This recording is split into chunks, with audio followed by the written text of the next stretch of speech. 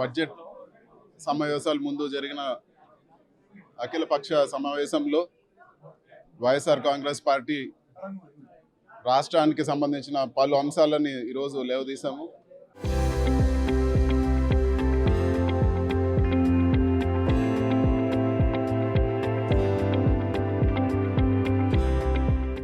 ముఖ్యంగా medical colleges ప్రైవేటైజేషన్ని ఏ విధంగా అయితే వ్యతిరేకించామో దానికి సెంట్రల్ గవర్నమెంట్ ఫండింగ్ వచ్చే విధంగా దానిపైన చర్చ జరగాలని చెప్పి కూడా మేము అడగడం జరిగింది. అదేవిధంగా పోలవరం ఇరిగేషన్ ప్రాజెక్టుకి ఏదైతే క్యాబినెట్లో నిర్ణయం తీసుకొని ఈరోజు నిధులు తగ్గే పరిస్థితి ఉందో దానిపైన గట్టిగా పట్టుబట్టాలని చెప్పి కూడా మేము అడిగాము.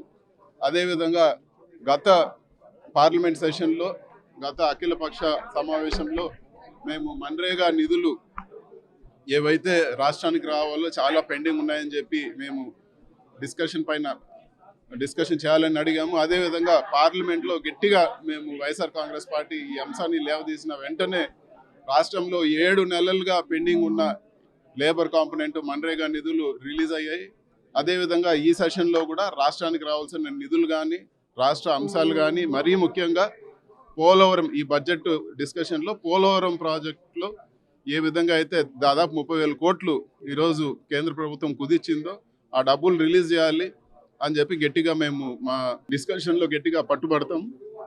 అదేవిధంగా రాష్ట్రానికి సంబంధించిన పలు అంశాలను కూడా మేము ఈ సెషన్లో లేవదీస్తామని చెప్పి కూడా తెలియజేస్తున్నాం.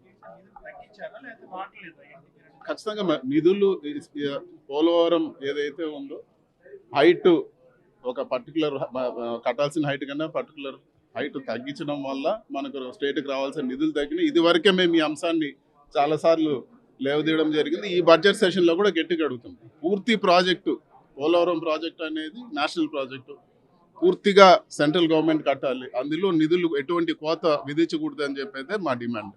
సరే, అమరావతికి రాజధానికి చట్టబద్ధత కల్పించాలి, బిల్లు తేవాలని చెప్పి టీడీపీ కోరుతుంది. దీనిపైన మీ స్టాండ్ ఏంటి? మేము డెఫినెట్గా ఇప్పుడు అమరావతిని అన్ని పార్టీలు కూడా అమరావతిని ఎవరు కూడా వ్యతిరేకించడం లేదు. కాకపోతే రైతులకు న్యాయం జరగాలి, రైతులకు న్యాయం జరిగే విధంగా కూడా రైతులు కంఫర్ట్ ఇచ్చే విధంగా కూడా ఆ బిల్లో అంశాలను పొందుపరచాలని చెప్పి కూడా మేము అడుగుతాం డెఫినెట్గా. ఎందుకంటే ఇదివరకే చూసాము, రీసెంట్గా జరిగిన అమరావతి రైతుల మీటింగ్లో చాలామంది నష్టపోయిన రైతులు బాధపడ్డారు. ఏకంగా ఒక మీటింగ్లో రైతు తన బాధ వెలుబుచ్చి గుండెపోటుతో మరణించడం జరిగింది. ఇంత దారుణమైన పరిస్థితులు అమరావతి రైతులకు ఉన్నాయి.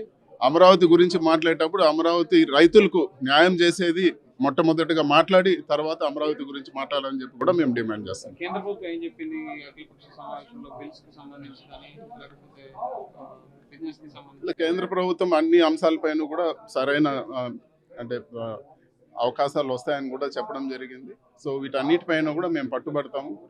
బిజినెస్ అడ్వైజరీ కమిటీలో కూడా మేము ఈ అంశాలన్నీ కూడా పొందుపరచాలని చెప్పి కూడా మేము కోరుతాం. ఇవన్నీ బడ్జెట్ డిస్కషన్లో వస్తాయి. థ్యాంక్ యూ అండి. చరిత్ర సృష్టించినోడు ఇప్పుడు ఆ చరిత్రని తిరగరాయబోతున్నాడు. అబద్ధాల గోడల్ని బద్దలు కొట్టి నిజాలను రాగా మీ ముందుంచబోతున్నాడు. నిజమైన వార్తల కోసం వెంటనే డౌన్లోడ్ చేసుకోండి రా యాప్ని.